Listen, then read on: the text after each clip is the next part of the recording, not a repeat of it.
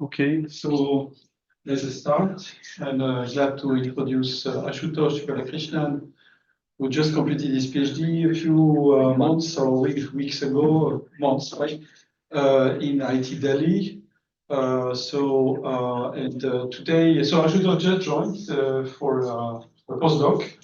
He arrived like 2 weeks ago, something like that, he will work with Telecom Paris, and we start a new project with Philippe Martins and Laurent So de Crossfond on satellite communications with a company called Constellation Technology. It's a project funded by BPI. It's a new project which starts. And so Ashutosh has worked on lots of things in his thesis, and he decided today, so that you know him, to discuss topics on smart grid problems in connection with green concerns. So Ashutosh. So, hello everyone. Thank you for the introduction and for this opportunity. So today I will be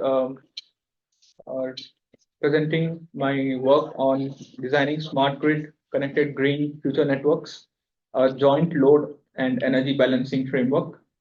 So I acknowledge my thesis advisors, Swadesh Day and Lee Chun Wang. Okay. So why do we need green networks? Let's see. Okay. So the IoT with the upcoming beyond 5G, because 5G has already arrived, is expected to significantly increase the number of mobile subscribers. And the base station is the most energy consuming device. It consumes around 60% of the network energy.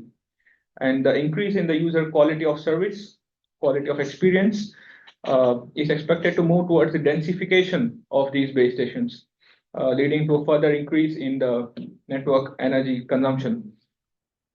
So traditionally, the base stations are powered through the power grid, and these power grids are generally carbon powered or thermal powered. So one state of art is to purely solar provision the base stations. So there have been instances where Orange and Verizon have attempted to make purely solar base stations. That is, you make the base stations off grid and standalone. In that process, of course, they will be carbon free, but they will they incur high capex, which is called capital expenditure or investment from the operator. So it's not a very scalable process. So we need to analyze both energy efficiency as well as cost to the mobile operator, and that is what we will see. So one possible way is about dual power. That is, the base station is connected to the grid as well as it is having some solar provision capabilities. So now the challenging part in designing such dual powered base stations is that you have the stochastic behavior of energy harvest and the stochastic behavior of the traffic, that is cellular traffic. And this leads to something which we call as the traffic energy imbalance across the network. So we'll see what are these imbalances. So if you see a network, there is a space and time stochastic variation of the green energy harvest and the base station load. And these imbalances may happen in any degree of skewness. So the effects of these imbalances are that it will degrade the user quality of service. It reduces operator revenue. We will see how. There is improper green energy utilization in the network and a higher grid energy purchase. So despite green energy potential in the network. So we have a solar base station as seen in the figure. So you have a base station which is connected to a battery storage and a set of PV panels which harvest the energy in this battery. So this is a solar base station, and the network comprises of such solar base stations which are also connected with the power grid. So that is the system. So if you see the bird's eye the system design, we have few system constraints. For instance, the energy harvest storage capability is limited with each base station, so it's finite ambient power storage. You have a finite base station antenna power radiation, so a base station cannot exceed the downlink radiation capabilities. You have finite bandwidth spectrum, and we have assumed finite number of users within the network for the simulation studies. Now we have the environment, which is dynamic. You have the stochastic energy harvest and base station load. And the base stations act as a distributed energy bank. So you have distributed base stations which are spatially located, and they harvest some energy, and it's like energy bank which they are forming. So you can assume, so in India, like we have universities which have hostels, student hostels also along with the universities. So generally, say the students come to the school in the morning, and then they go to hostel for the lunch, right? So there is a space and time migration of users in a small network. And similarly, after lunch, they will come back and go back in the evening, right? So if you assume there are two base stations, one is the academic base station, one is the hostel base station. So it's possible that in the lunch times, the hostel base station will be heavily loaded. And in the morning times and post lunch time, the academic base station will be heavily loaded. So there is a space and time migration of cellular traffic among the networked base stations.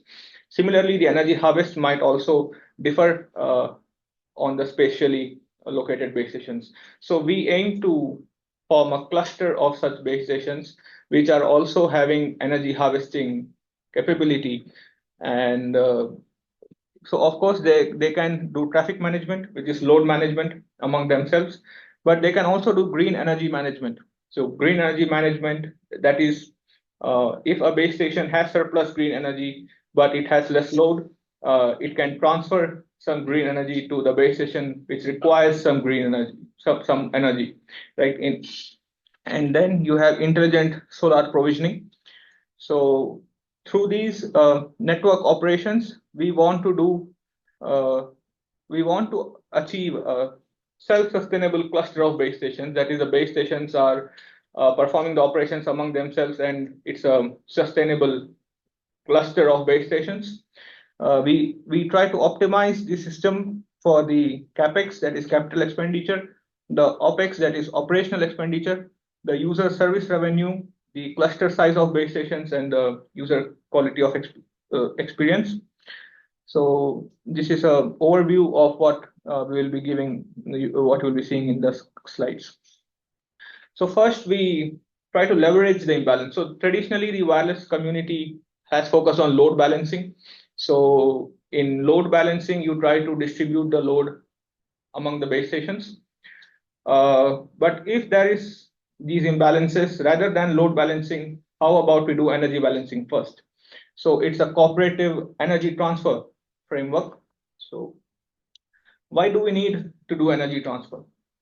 So it is not feasible to modify antenna power levels very frequently, which happens in the load balancing framework, that you need to update the base station power levels at very frequent time intervals.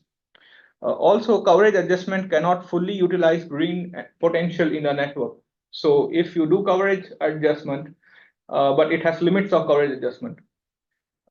Similarly, so a base station is limited by the FCC criteria on the power radiation. So it cannot radiate power beyond a point. So coverage adjustment has its limits to which it can assist. So we aim for green energy balancing in the network. So the aim of the study is to minimize grid energy procurement and study the trade-off with operator revenue maximization. So both these objectives are fundamentally different. And so there is a trade-off between these two diverging objectives, and we will see what is the trade-off. So one is the carbon emission minimization perspective, which we have called as the energy producer mode. So in this energy producer mode, the system of base stations only produce energy, and which you can sell off back to the power grid. So there is no consumption happening. And there is a energy prosumer mode. So prosumer is made of producer and consumer. So they form prosumer. So in this mode, the base stations are consuming energy as well as they're producing energy. So this is more favorable to operator, but of course this is not carbon free. And then we derive optimal bounds on the grid energy procurement and how much energy can be transferred among the base stations. So we have derived optimal bounds on it. Optimal capex per base station. How much should be the solar provisioning per base station? We have done some studies on it. So the literature states that optimal bounds haven't yet been derived. We need to see from the perspective of operator. So the frameworks haven't studied from operator perspective and energy sustainability. Optimal solar provisioning has not been discussed in literature. So now how the system, how is the system? How do we define the system? So we have finite base stations in the network, and the base stations are subjected to skewed traffic. We will see what the skewed traffic is. Now, at the design and deployment stage, that is at the initial stage, the base stations are located assuming homogeneous balanced traffic. So we deploy base stations considering a balanced traffic scenario. So it's not a PPP deployment of base stations. What do I mean by skewed traffic? So a base station experiences traffic relatively higher than the balanced load scenario. So we define a skewness intensity factor to capture this skewness of traffic. So if you see the black line, when this zeta is 0, it corresponds to balanced load scenario.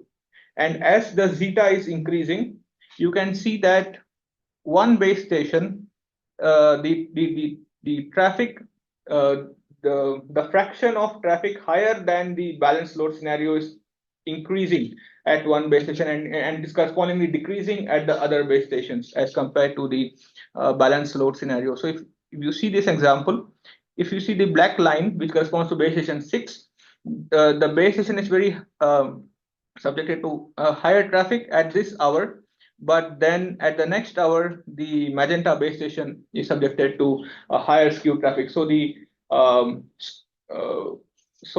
intensity of traffic at a base station is random, and it varies with space as well as with time.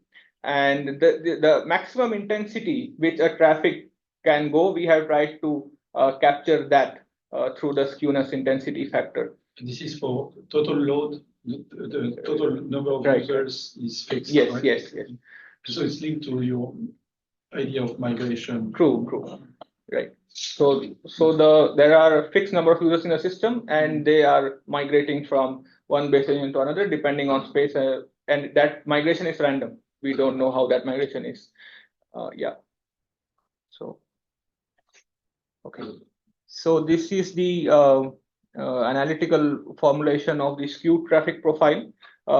So here, if you see, zeta was the skewness intensity factor, B is the number of base stations. So at each base station, so the sum of all the traffic at each base station is fixed. So that's the idea. So the energy consumption by a base station is having the static power in addition to the dynamic power consumption. And then we have the battery level, that is the energy. So each base station has a storage battery, and that is a function of the energy harvest, that is how much energy it has harvested, subtracted by the load of the base station. So this is the hourly battery level computation. So now first we study the optimal capex computation. So in an off-grid scenario, so assume that a base station is only powered by solar energy, which we have considered in our case. So let's define a term which is called a difference energy. So if there is this difference is the harvest minus the load, right?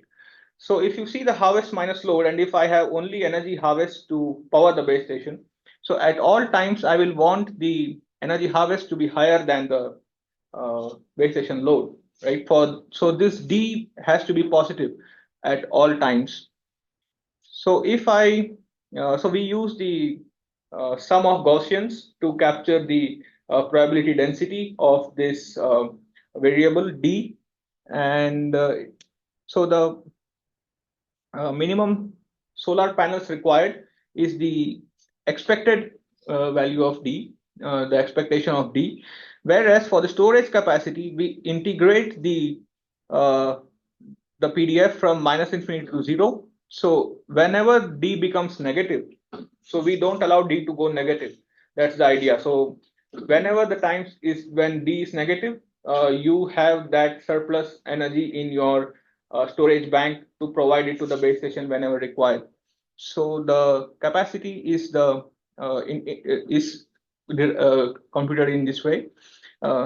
So and if you see the fit of the estimated to the true CDF, it is pretty good. But yes, yes. Could you explain how the imbalance of traffic shows up in these equations? Is it already here?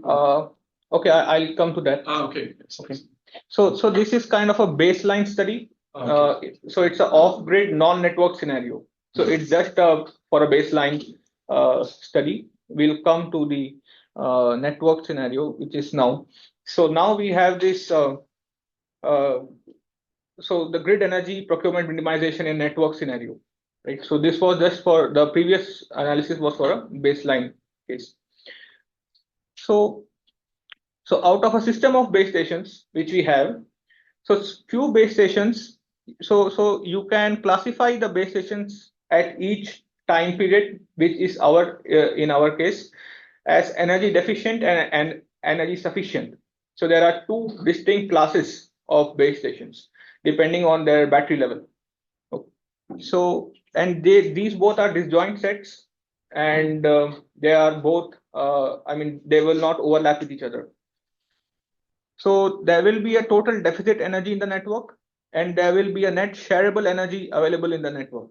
So there are these two parameters. So you can and a base station, if it gets energy deficient, it can meet its deficit energy by two ways. One is energy sharing among the uh, I mean through energy transfer by the base stations which have energy, and the other way is through energy procurement by the power grid. Now we are playing at the price. So the energy selling price is lesser than the energy the energy selling price is lesser than energy transfer, which is lesser than energy purchase price. So in general, if you see in any country, the cost of buying power from the grid is always higher than the cost of selling energy back to the grid, right? So if I have an energy transfer price, it is somewhere in the between these two prices. So if a base station has a surplus of energy, rather than selling it back to the grid at lower price, it will feel more incentivized to transfer energy to the network base station. Similarly, the network base station, rather than buying energy from the grid, will feel it cheaper to request energy from the network base station, from other network base station back to it. So keeping the energy transfer price somewhere in middle of these two prices serves as an incentive to the base stations from both perspectives to transfer energy among each other. Okay. So the grid energy, if a base station has to procure some grid energy, it will be the deficit minus deficit, which is met by sharing. So if you see here, there is a deficit base station, and you have the power grid. The base stations are connected through the power grid to the deficit base station. So either I buy from the grid at a higher price, or I transfer energy at lower price from other base stations. So that is the concept. So now we want to minimize G, which is equivalent to maximizing S, which is the amount of energy which is being transferred among the base stations. So if I want to maximize S, then we reformulate this problem by squaring the objective function. So this assisted in not only making the objective convex, the constraints are affine and concave, but it helped us in getting closed form expressions. So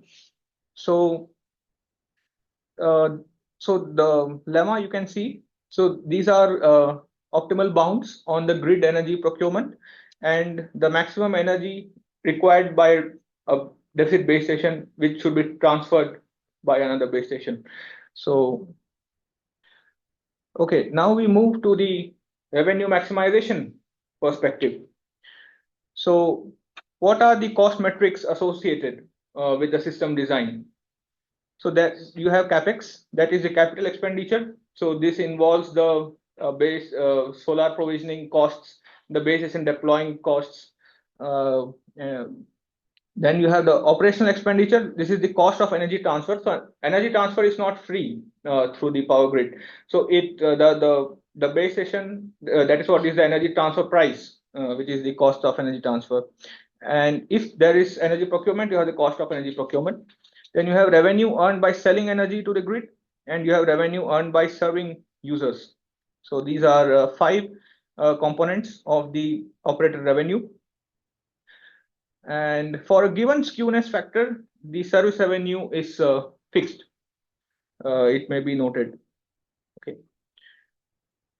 So interesting what we observe in the, if you just see the equation 22, is that for a given capex, if my capex is fixed, then the opex incurred, that is the amount of energy transferred in a carbon minimization problem and the operator revenue maximization problem, are identical to each other.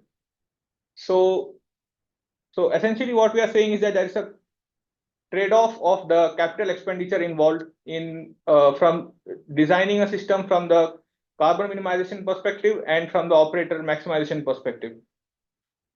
Okay. So now we distinguish 2 different modes of energy transfer. One is the energy producer mode, one is the energy prosumer mode. So in the energy producer mode, the base stations cannot procure energy from power grid, and they can of course share energy among each other.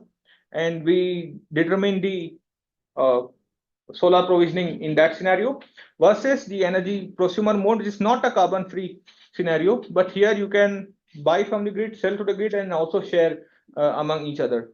So we optimize on the number of PV panels and the storage batteries, and also the number of base stations in the cluster, and we will see how it is. And the results are quite interesting. If you see figure C, if you see the third plot, you see that when the grid energy procurement is 0, which is the blue line, the revenue, which is the black line, it's not maxima. So when the blue line is 0, the black line is not maxima, and when the black line is at the maxima, the blue line is not at the maxima. So this is quite interesting result, that there are 2. So the minima of grid energy procurement does not coincide with the maxima of the revenue maximization. Similarly, if you see the grid energy procurement, you see that the energy transfer among the base stations is very beneficial to cut down the grid energy procurement and thereby the carbon emissions. So the next study, we'll quickly see energy outage estimation. So what do we mean by energy outage? So solar power is random, it is stochastic, and so it is intermittent. So energy outage requires to be estimated at every time index. And this outage is estimated in a data center, which is associated with the base station. So the state-of-art frameworks are very computationally heavy Markovian models. And the traffic arrival as well as the energy harvest are modeled as separate discrete time Markov chains. So the traffic arrivals is Markovian modeled. The energy harvest is also Markovian modeled. So we also analyze system as a DTMC, but we propose computationally light Markovian framework with a minimum number of states. So the idea is that smaller Markov models can be implemented at the edge node itself. So there is no need to every time communicate with the data center. So that saves the overhead costs of communication as well as computation. So, so we assume the load and energy harvest to be Gaussian distributed. So the power consumption also becomes Gaussian distributed. The battery level, which is a function of the harvest and the load, is also Gaussian distributed as shown. And the corresponding battery level is also Gaussian distributed. Now, the battery level, we propose it to be in three distinct states. One is the deficit, intermediate, and the surplus state. So the battery storage has a critical level below which, if the battery level goes, then we call a base station to be in deficit. If it is somewhere between the critical level and the upper limit, which is the overflow limit, we call it to be an intermediate. And if there's overflow which is happening, it's a surplus. So the transition matrix will be a 3x3 matrix. So we derive the transition probability matrix as a in terms of the Q functions. So I have only shown for one case. So there are similar expressions for all the 9 elements.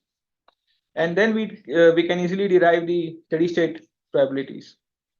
So we define the probability of k consecutive energy hour outage. So it is analogous to the channel being bad for k consecutive times. So it is analogous to that if the energy harvest is low at the current time instant, will be the energy harvest will be poor for the next k iterations. So that is pk, which is defined as shown in equation 30.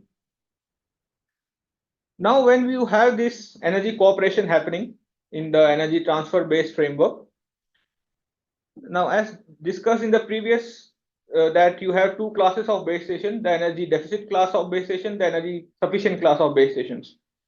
So there are the entire system of base stations can be represented in 2 states as shown in figure 9, and correspondingly we can compute the transition probabilities. This time we have used the algorithmic framework for that. Interesting to see is that the question. So in the earlier slide, I mean, so you want to entangle the state of the base station energy harvesting, right? Yes. But so you have a model for a given base station of this Gaussian energy harvesting, and you have another model for another base station. But are the energy harvesting coupled? I mean, if it's sunny, you harvest a lot. If it's cloudy, I mean, how are the state of these various Markov chain entangled? That's a good question. So yeah, at each time instant, the base station's mean is similar. The mean level of energy. Yeah. The average. Similar. Okay. Yeah. At every time instant. Okay, so its conditions are good here. Next door. Yes. So they are very correlated in terms of the energy harvesting which is happening. Okay. Yeah. But I guess, I mean, if you have a heavy load and bad weather, then something happens. And so how do you let evolve the energy harvesting in function of time? And I agree to that. So we receive the data. So there is a somewhere. Let me just see.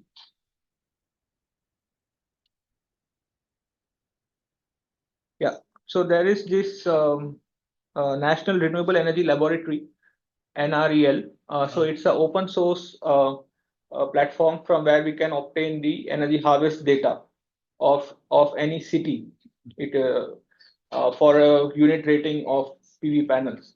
So from there, but of course, we have not played much with the energy harvest space and time stochasticity, because we actually don't have the data for that, and how they vary. But the analytical framework is quite generalized. So if we get the such data, it can work in those situations also. But yes, so we like this data which we receive. So like this is say for New Delhi, for say Paris or say Washington DC, the data will be very different because of the climatic conditions and all. So this results which I'm showing, it cannot be true for Paris because they have been simulated for a specific city of India. So yeah, as the data changes, the result will of course change. I agree to that. Okay, so the answer is that so there is a correlation structure, but the history of say the mean depends on the city. Yes, the mean depends on the city. Yeah, this is flexible in your model. You can adapt. Yeah, the analytical framework is generalized, but and it will depend. It will vary from location to location. It will vary from location to location.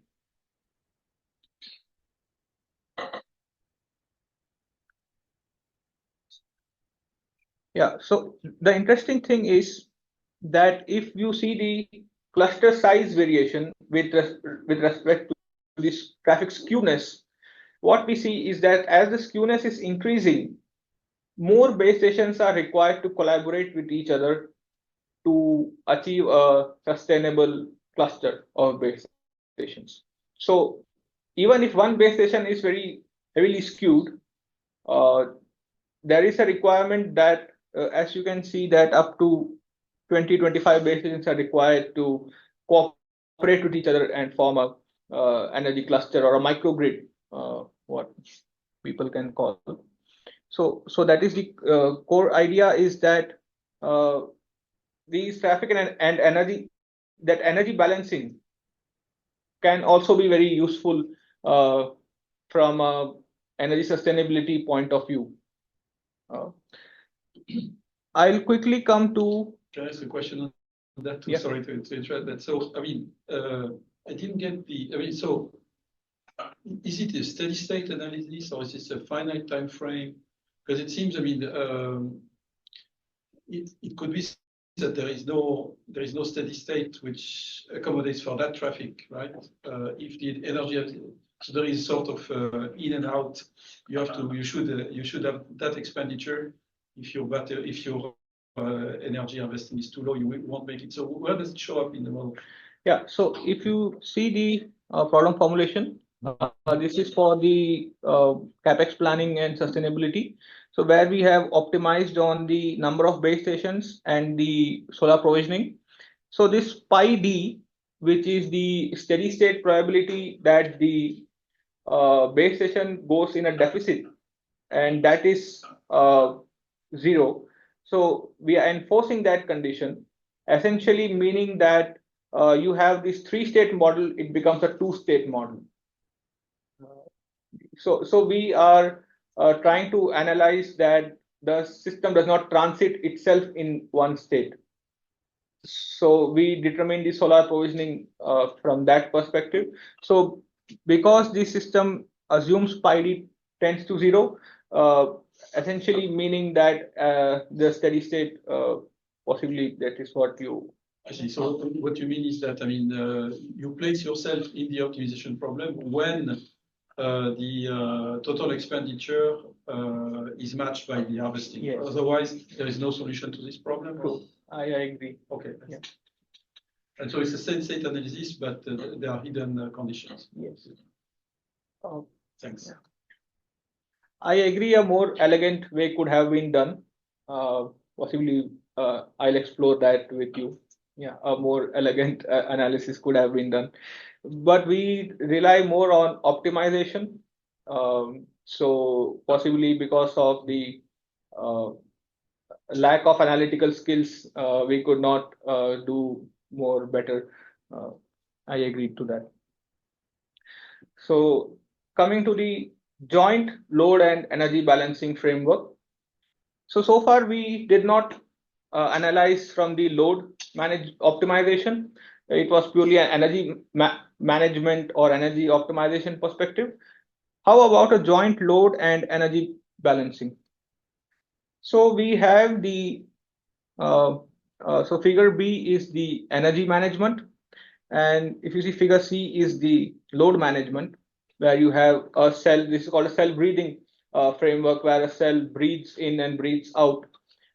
So how about a joint cell breathing coupled with the energy transfer framework? So this is required because energy balancing is constrained by a finite battery capacity with each base station, and load balancing is constrained by a finite power radiation limit. So you have these two physical constraints, that is finite battery capacity and finite radiation power. And these two physical constraints limit the system optimization from an energy and a load uh, optimization perspective. So there's a requirement for a joint optimization. So in this framework, we first perform load management and then we perform the energy management. Now you can ask why not the reverse? Like, true, that is a study which you need to see energy first or load balancing first. So that's an open problem. So again, we have the similar structure of problem formulation. And what we observe is there are two decision variables: the number of users being served and the amount of energy being shared or transferred in the network. So these are two variables. One is so maximizing the user service and maximizing green energy utilization in the network. And they lead to the maximization of operator revenue. So in one sense, you can say that maximizing green energy utilization, it reduces the OPEX, that is less grid purchase, in addition to reduced CAPEX per base station. So in a sense, we are reducing the solar provisioning per base station when they work collaboratively together, and thereby reducing the operational expenditure and also maximizing the operator, also aiding the operator from a scalability perspective. So this problem can be easily decoupled into two, because maximizing service revenue and maximizing the energy transfer are not related to each other. They are fundamentally decoupled. So we first see the instantaneous sum rate maximization. This is the standard sum rate maximization, which people have been doing. So the user association variable is relaxed from an integer to a real variable, and then it is solved. So you have the Lagrangian, and these are the expressions. So you can see that the primal variables and the dual variables are coupled with each other. So closed form expression is not possible. So we use subgradient based search to iteratively solve for the user association and thereby the power. We also perform an expected rate maximization. So there's a difference between instantaneous rate maximization and the ergodic rate maximization. So this is the PDF of the rate achievable by a user over a relay feeding channel. So we consider a relay feeding channel as shown in 49, and its expected value is shown in equation 50. So if you maximize this, then there is an interesting comparison between the ergodic maximization versus the instantaneous rate maximization. And then you have the sustainable design part, which is similar to the previous analysis. So I'll come to the results. It's quite interesting. So if you see the red curve which you see in the percent user QoS satisfaction. So this is the only energy sharing. So SE is sharing of energy. And the without case, so case corresponds to coverage adjustment and sharing of energy. That is the acronym. So what we observe is that coverage adjustment is very useful in improving the user QoS, while energy balancing does not improve the user QoS from a user QoS perspective. But if you see the figure C, which is the operator profit figure, if you see this is the case graph and the only coverage adjustment curve which performed similarly in the user QoS, there is a gain in operator profit, which is apparently coming because of the energy balancing. So the idea is that purely load balancing is very beneficial from a user QoS perspective, but it might not be very beneficial from an other perspective, which is the system scalability and operator to make the operator incentivized to move towards greener infrastructure. Load balancing might not be very useful. So we need to see multiple models of system designing might lead to different results. So that will be one takeaway which I will say. Yeah, so that's what. So it's so two frameworks might perform similarly technically, but they may have different revenue models. So that's what I will say, that we should not limit ourselves to only one kind of perspective of system design. There might be some other perspective which is hidden. So yeah, thank you.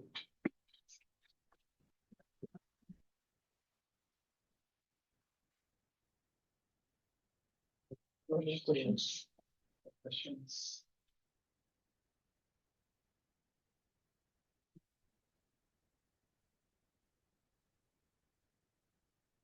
Yeah, I have a question about the OPEX, because you assume that you can buy electricity from the grid and sell electricity to the grid when you have some extra harvest energy.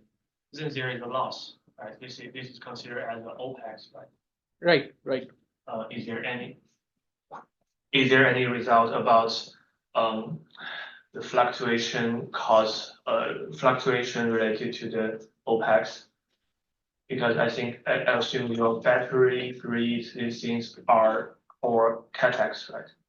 True. So just give me. So actually, this operator profit, it subsumes all these terms which you are saying. That is actually an intermediary result. So but I can show you. So this is actually the operator profit. It encompasses all these things, which is revenue earned by selling minus the cost incurred in transfer, minus the cost incurred in purchase, and minus the capex, right? So if you have the profit, it's the addition of two terms subtracted by three terms. So it so all the OPEX is actually encapsulated in the final result.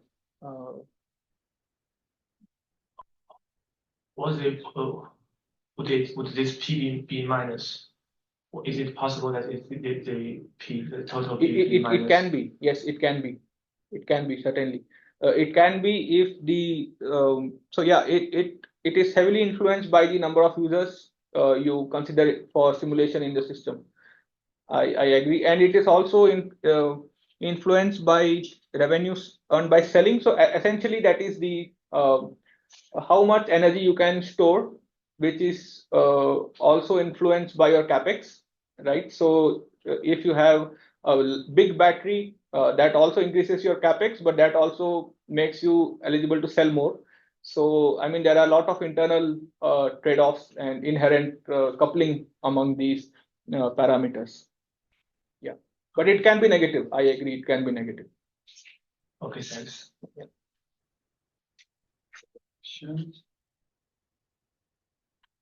I have a couple of questions linked to my earlier question. So does one understand the conditions under which this pi 0 is equal to 0 exists, and there is a solution of this type? So is there some understanding on the case where the conditions under which the optimization problem is not the generation. So when I say phi d tends to 0, that essentially, if you see, it means that the battery cannot go at a deficit. So what essentially that means is, from a practical perspective, you are essentially increasing the capital expenditure. You are adding more storage batteries, and you are possibly increasing the energy harvesting rate per base station, so that it can store more energy, right? I mean, from a practical perspective, without going into the math of it, that essentially means you are increasing the energy storage capability per base station, right? So if you want to, that is why, just a minute, yeah. So that is why, if you see here, there is a dip in revenue from the grid minimization point, and the revenue maximization point is because of what we think is because of the capex trade-off, right? And in fact, this closed form expression, that the operator maximization problem and the grid minimization problem, they are identical for a given capex.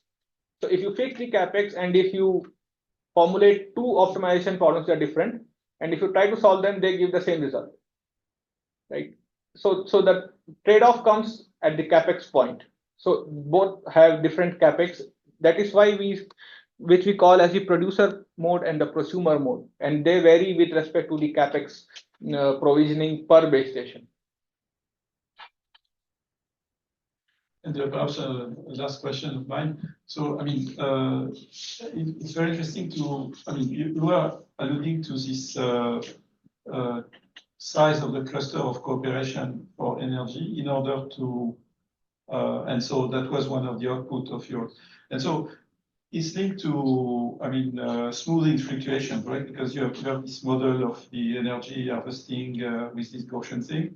Actually, what you, if I get the global picture, is that you want to see how much you should mutualize the energy harvesting, actually, to match, to smoothen the fluctuations, right? Cool. And so is there an understanding of that as sort of, I mean, for a Gaussian field, or you would like to I mean, smooth the, see how much you should smooth the Gaussian field in order to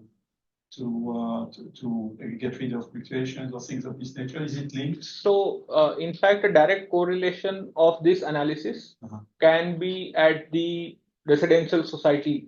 So this demand response. So if you see from a residential perspective, you have this, say you have a house, home where we live. The interesting perspective at a cellular level is the load is not in my control, but at the residential design, the load is also in our control, and energy harvest is of course not in our control. So yes, there are interesting perspectives. So this is actually used for so to elevate the grid, power grid during the peak loads. When the power grid is subjected to peak loads, the base stations resort to, or the residential clusters can also resort to this kind of energy management to protect the power grid from failure during the peak load fluctuation. So yes, this analysis can also be mapped with that perspective also. Yes.